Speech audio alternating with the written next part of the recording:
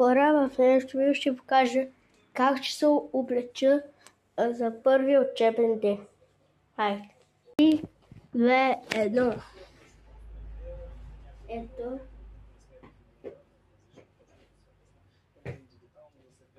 Да. Това е с маратонките. Чакайте.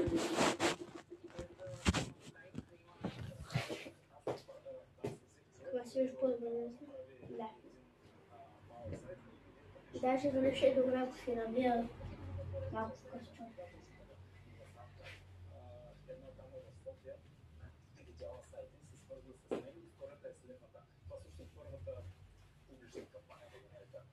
Дете от класа на нейното дете, един от двамата родители беше починал, пари с COVID време, и втория почива заради COVID. Тя всъщност искаше да събере малко сума пари, с която...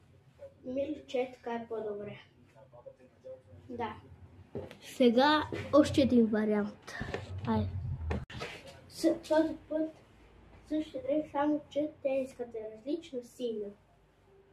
Мисля, че така е по-добре с синя тениска.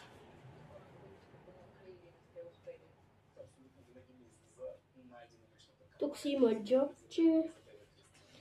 Той на тази тениска мисля, че имаше джобче. Да. Ето така.